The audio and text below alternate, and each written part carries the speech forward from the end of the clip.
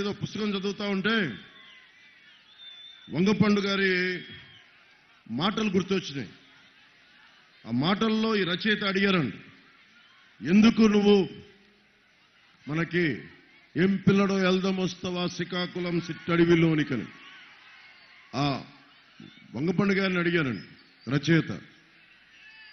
ఎందుకన్నా నువ్వు ఇంత ఉద్యమకారుడిగా అయ్యావు, ఎందుకు గజ్జె కడతావంటే, మనిషిని మనిషి గౌరవించే గుణం లేనప్పుడు, ఇది నాది, ఈ రిషికొండ నాది, ఈ మొత్తం సర్క్యూట్ హౌస్ నాది, అన్ని భూములు నావి అని ఎవడు పడితే ఇది నాది నాది అంటే, ఇదంతా నా సొంతం, ఉత్తరాంధ్ర నా సొంతం, వైజాగ్ నా సొంతం, ప్రజలందరూ నా సొంతం అని ఎవడన్నా సరే హద్దులు గీసి పెట్రెగిపోతే అప్పుడు నాకు కడుపు మండి గజ్జె కడతాను.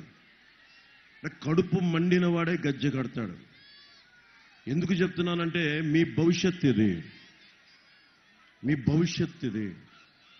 మీరు కనుక మీరు ఆలోచించండి. ఈ నేలలో ఉత్తరాంధ్ర అని, ఇక్కడ నేను చాలా నెలలు ఉన్నాను ఇక్కడ యాక్టింగ్ టైంలో. భీమిలీకి వెళ్ళేవాడిని. అక్కడ కూర్చొని ఓపెన్గా కూర్చొని సముద్రం పక్కన క్లాసులు నేర్చుకునేవాడిని. మనం కూర్చోబోయి ఇక్కడ గెస్ట్ హౌస్లో కూర్చొని యాక్టింగ్ క్లాసెస్ నేర్చుకునేవాడిని. ఉత్తరాంధ్ర ఆట పాట అన్నీ నేర్చుకున్నా. నాకు ఏం నేర్పించిందంటే, మొట్టమొదటి రాజకీయ అవగాహన వైజాగ్లో యాక్టింగ్ నేర్చుకుంటా ఉంటే జనం తాలూకు కడుపు వేదన, కడుపు మంట తెలియదు, అర్థమైంది. కడుపు మండినోడికి నేను ఎందుకు వచ్చాను పాలిటిక్స్ కంటే, అన్యాయం జరుగుతున్నప్పుడు మీరు మౌనంగా చూస్తూ నిలబడుతున్నారు. 30,000 మంది ఆడపిల్లలు అదృశ్యమైపోయారు ఈ నేల నుంచి పైగా. నాకు ఈరోజు ఇక్కడ ముందు ఆడపిల్లలు ఉంటే భయం ఉంటుంది, వాళ్ళకి ఏదైనా జరుగుద్దా అని. అలాంటిది ఒక ముఖ్యమంత్రి రాష్ట్రంలో ఇన్ని వేల మంది ఆడపిల్లలు అదృశ్యం అయిపోతే కూర్చోబెట్టి సొంత చెల్లి జీవితాన్ని కూడా బయటికి లాగే ఒక దిగజారుడు స్థాయి వ్యక్తి. సొంత చెల్లికే గౌరవం ఇవ్వని వాడు ఇక్కడున్న ఆడబిడ్డలకి గౌరవం ఇస్తాడా? ఇక్కడున్న ఆడబిడ్డలకు గౌరవం ఇస్తాడా అమ్మ? మీరు ఆలోచించండి. వాళ్ళ సొంత ఎంపీనే, భార్యని పిల్లల్ని కిడ్నాప్ చేస్తే సొంత ఎంపీ రక్షించుకోలేకపోయాడు. సొంత ఎంపీ. నీ కుటుంబాన్ని రక్షించుకోలేని వాళ్ళు మన జీవితాలకు ఎలా భద్రత ఇస్తారు? మనం ఎందుకు భయపడాలి? రాజకీయ నాయకులకు ప్రవేశ పరీక్షలు ఉండవు. మీ నమ్మకం మీద ఓటేస్తారు, మీ నమ్మకం మీద. నేను అందుకనే నేను పరీక్ష పెట్టుకున్నా. 2009లో వంశీ అప్పటి రాజకీయ ప్రస్థానంలో ఉన్నప్పుడు నేను ఎందుకు పోటీ చేయలేదంటే, నాకు హక్కు లేదు అనుకున్నాను. ఒక విద్యార్థి ఒక ఎగ్జామ్ రాయాలి అంటే డిగ్రీ చదవాలి. కరెక్టే, నేను నటుడినే, 10 మంది మెచ్చారు. అది సరిపోదు రాజకీయాలకి.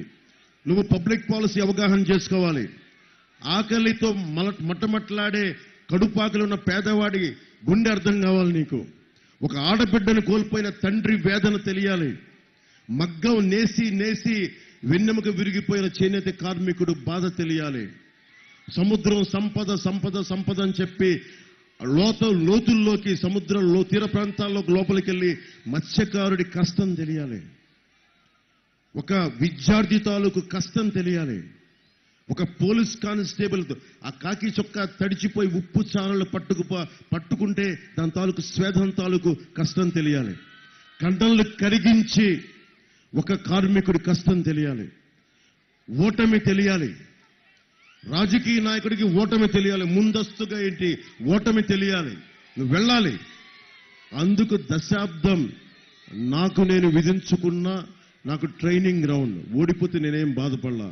గాజువాకలో ఓడిపోతే అస్సలు బాధ లేదు నాకు. ఎందుకు బాధ లేదంటే, నేను ఇంకా నేర్చుకోవాలి అనుకున్నా. డబ్బులతో ముడిపడిన రాజకీయం అది కూడా నేను అనుకోవట్లా. సరిగ్గా కనుక ఒక సరైన నాయకుడు వచ్చి మీ గుండెలకు కనుక మంట అంటించాడా, మీ గుండెల్లో అగ్ని జ్వాలలు అంటించాడా, ఏ డబ్బు పనిచేయదు, ఏ ప్రలోభాలు పనిచేయవు, ఏ బిర్యానీలు పనిచేయవు, ఏ సర్కార్ సారా కూడా పనిచేయదు. కానీ గుండెలను అంటించగల శక్తి ఉండాలంటే ఆ వ్యక్తికి లోపల అంత